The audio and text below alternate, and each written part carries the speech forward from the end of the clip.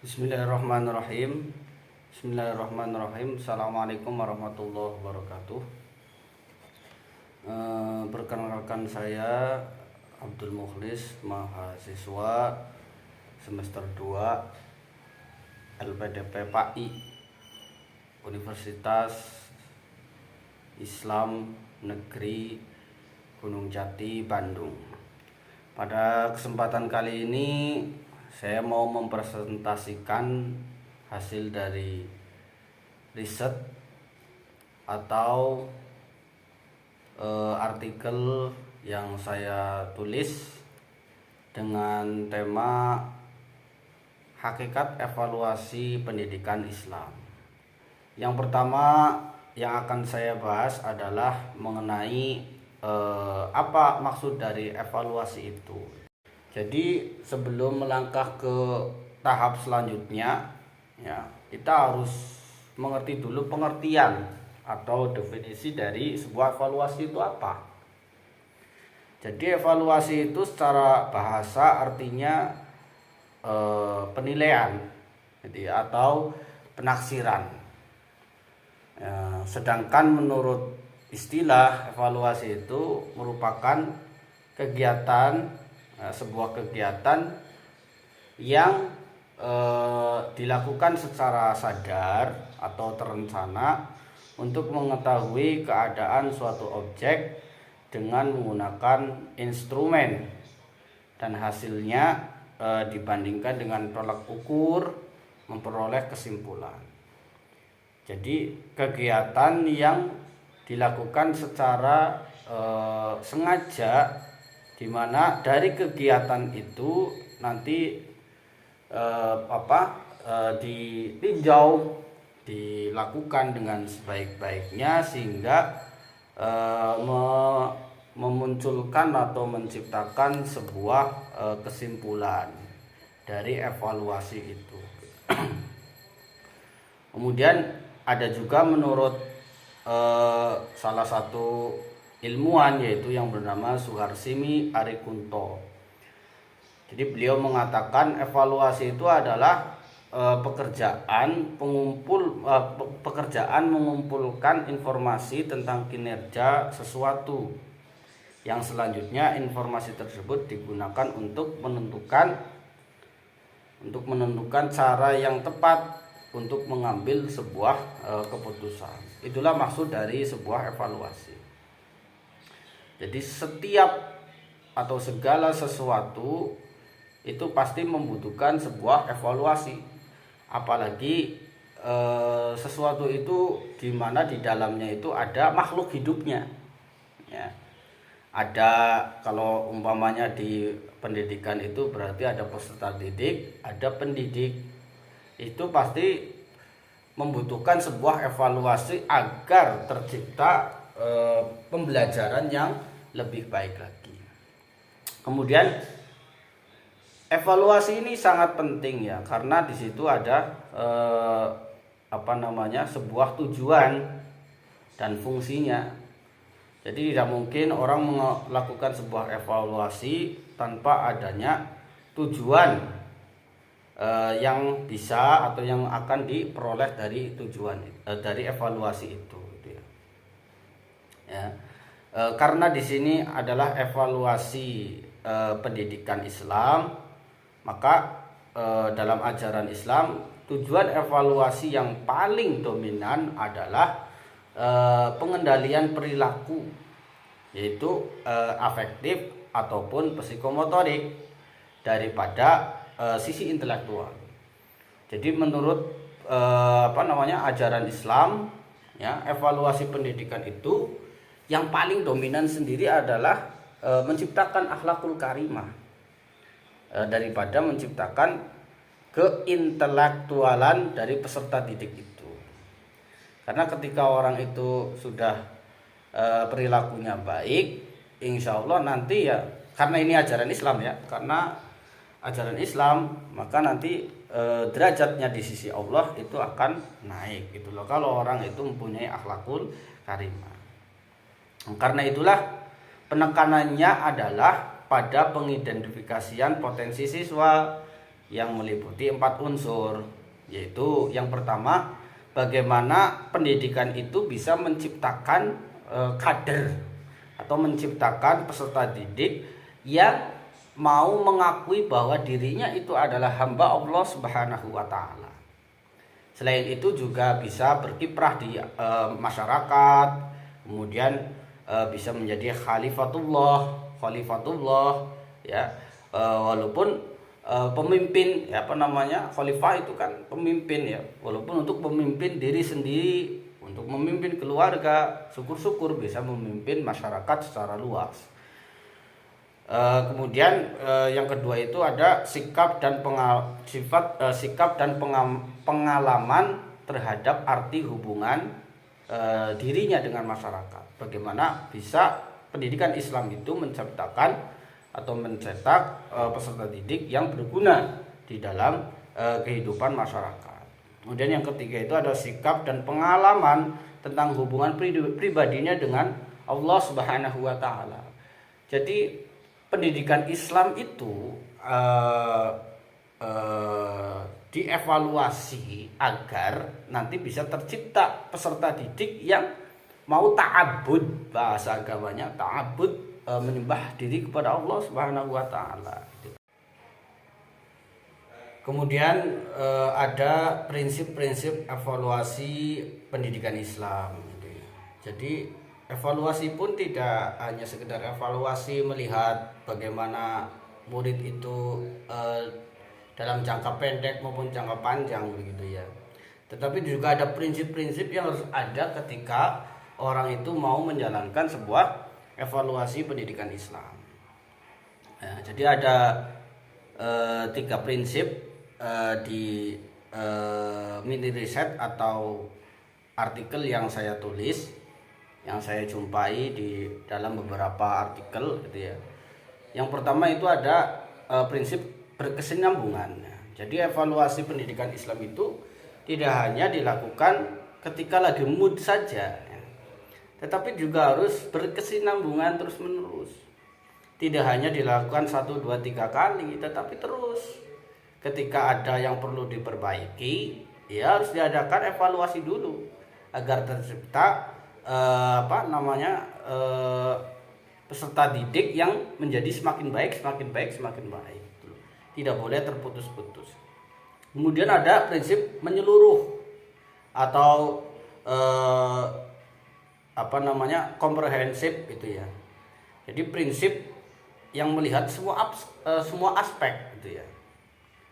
Meliputi apa saja itu aspek itu, meliputi kepribadian peserta didik, ya, ketajaman hafalan, kemudian pemahaman ketulusan, kerajinan, sikap kerjasama, tanggung jawab dan lain sebagainya. Nah, kemudian ada prinsip objektivitas gitu ya. Jadi dalam sebuah evaluasi itu tidak boleh dipengaruhi oleh hal-hal yang bersifat emosional dan irasional. Allah Subhanahu wa taala memerintahkan agar seseorang itu berlaku adil dalam mengevaluasi. Jangan karena mungkin ada kebencian, ada hal pribadi, sangkutan pribadi kepada peserta didik, marah dan lain sebagainya, sehingga evaluasi terhadap peserta didik itu menjadi tidak objektif. Kemudian ya, jadi ada objek evaluasi pendidikan Islam ya. Jadi objek evaluasi pendidikan itu sebenarnya tidak hanya pada peserta didik saja ya, tetapi memang peserta didik itu harus dievaluasi, memang benar sebagai objek. Tetapi tidak hanya peserta didik saja yang harus dievaluasi, melainkan pendidik pun juga itu harus dievaluasi. Bagaimana pendidik itu sudah bisa menjalankan tugasnya dengan baik atau belum? Ya. Tidak hanya peserta didik saja, peserta didik selalu dievaluasi, namun pendidiknya tidak. Itu kurang tepat. Jadi evaluasi itu ya harus peserta didiknya, kemudian pendidiknya gitu. Kemudian ada juga jenis-jenis evaluasi pendidikan Islam gitu ya. Jadi jenis-jenis evaluasi pendidikan di sini ya itu ditinjau dari beberapa segi itu ya. Yang pertama itu ada ditinjau dari segi caranya ya.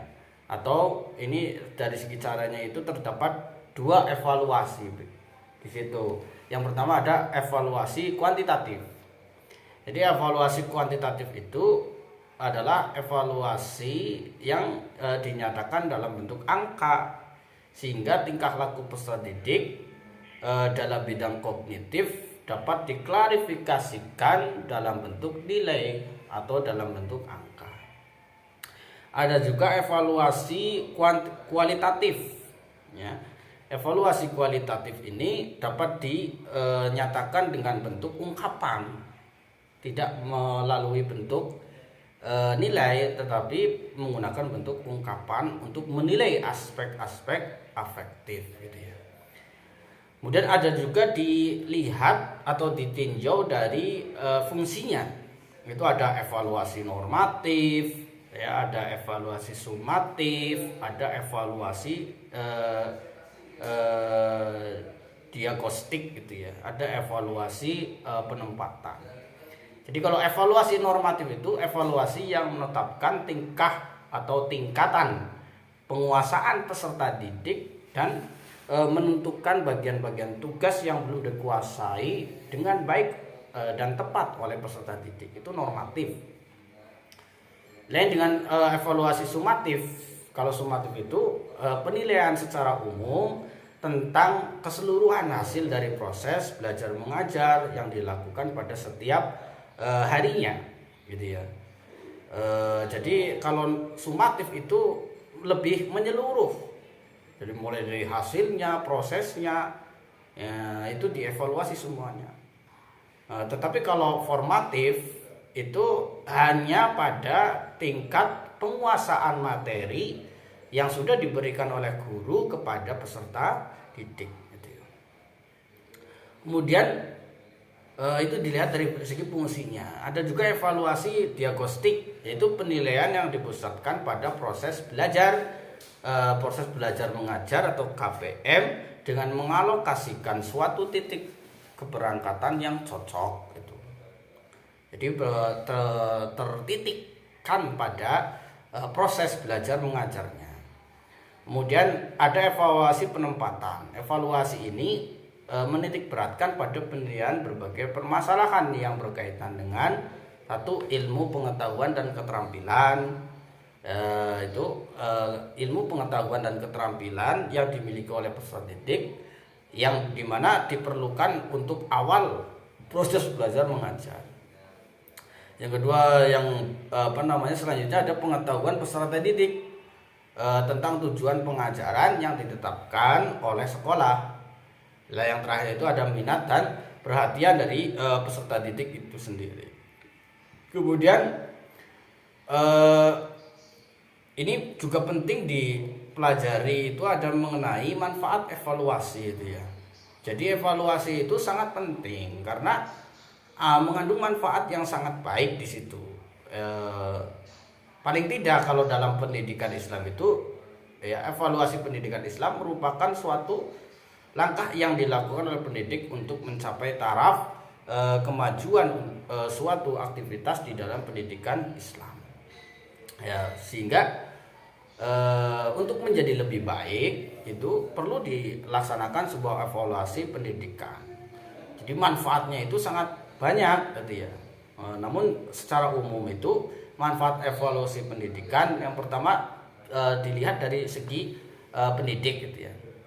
Jadi ketika diadakan suatu evaluasi, nanti pendidik bisa mengetahui sejauh mana seorang pendidik dapat mencapai dan melaksanakan tugasnya dengan baik, melaksanakan tugasnya itu dengan baik. Ketika diadakan evaluasi, nanti pendidik bisa tahu apakah saya ini sebagai pendidik sudah menjalankan tugas dengan baik atau belum. Kemudian dilihat juga dari segi peserta didik. Ya, kalau dilihat dari segi perstrategik, nanti seorang pendidik itu bisa mengetahui bagaimana peserta didik itu mengubah dan mengembangkan tingkah lakunya secara sadar ke arah yang lebih baik lagi. Ya, oleh karena itulah tadi saya katakan itu, jadi evaluasi itu bukan hanya dimiliki atau dilakukan oleh pendidik saja, tetapi juga oleh peserta didik, gitu ya. Kemudian bisa juga dilihat dari segi politik. Politik ini politik yang dilakukan oleh pengambil kebijakan pendidikan Islam. Ya, jadi bagaimana manfaat evaluasi itu bagi seorang politik pengambil kebijakan pendidikan Islam? Itu sangat penting. Salah satunya itu untuk membantu mereka dalam membenahi sistem pengawasan dan pertimbangan kebijakan yang akan diterapkan dalam sistem pendidikan nasional atau pendidikan Islam, gitu ya. Jadi kan ada orang yang menjadi pengambil kebijakan pendidikan. Jadi antara pendidikan tahun lalu dengan tahun yang akan datang itu mesti berbeda karena diadakan suatu evaluasi, tentunya yang menjadi lebih baik lagi, begitu. Kemudian juga bila diambil, ada juga diambil dari segi pemikir pendidikan Islam itu ya. Jadi pemikir pendidikan Islam itu kan mereka itu yang mencetuskan teori-teori pendidikan Islam, bagaimana pelaksanaan pendidikan Islam dan lain sebagainya. Mereka itu bisa mengerti ya teori yang mereka munculkan, mereka ciptakan itu apakah sudah bisa mengatasi permasalahan-permasalahan pendidikan Islam atau belum. Itu kan butuh evaluasi di situ, gitu ya. Jadi sangat penting juga bagi pemikir pendidikan Islam agar lebih menciptakan teori-teori yang lebih baik lagi untuk menjadikan pendidikan Islam itu semakin baik sehingga mendekati sebuah kesempurnaan. Ada juga ini penulis atau saya sendiri itu mengambil referensi lain yang mengatakan bahwa evaluasi pendidikan itu manfaatnya banyak sekali itu ya. Yang pertama itu manfaat bagi seorang guru atau bagi seorang pendidik itu sudah jelas. Yang pertama itu guru bisa ketika evaluasi mengetahui siswa-siswinya mana yang sudah menguasai materi belajar, mana yang belum, gitu ya. Kemudian guru akan mengetahui bahwa materi yang diajarkan sudah tepat sasaran, sudah tepat dengan tingkatan mereka atau belum. Kemudian guru akan mengetahui apakah metode dalam pengajaran itu sudah sesuai dengan tingkatan peserta didik atau belum, gitu ya. Kemudian manfaat bagi siswa, ya, apalagi bagi siswa itu ya. Jadi sangat penting. Jadi siswa itu dapat mengetahui hasil evaluasi itu memuaskan atau tidak. Jadi siswa dapat mengetahui sejauh mana siswa bisa mengikuti materi yang diajarkan oleh gurunya atau belum, gitu kan. Ada juga manfaat bagi sekolahan itu sendiri, bagi lembaganya itu ya. Jadi dengan adanya evaluasi dapat diketahui kondisi belajar yang dilangsungkan oleh pendidik dan peserta didik. Jadi sekolah itu wajib evaluasi. Bahkan yang wajib mengevaluasi guru pendidik itu ya adalah sebuah lembaga itu sendiri. Kemudian ketika sekolah itu mencetuskan sebuah kurikulum, ya kurikulumnya itu kira-kira sudah tepat atau belum, ya. Jadi bisa diketahui apakah sudah tepat atau belum untuk dijadikan sebuah pertimbangan kurikulum ini. Kurikulum A umpamanya ini kira-kira tahun ini bisa menunjang keberhasilan dari peserta didik atau tidak, atau justru malah membahayakan peserta didik. Kemudian informasi dari evaluasi terdahulu itu bisa dijadikan sebuah patokan, pedoman, gitu ya. Ya, apakah tahun ini umpamanya lebih baik atau lebih buruk daripada tahun kemarin? Tahun kemarin itu kan berarti kan diadakan evaluasi, itu tahun sekarang itu juga diadakan evaluasi. Nanti itu bisa dijadikan sebuah cermin, sebuah pedoman, sebuah patokan apakah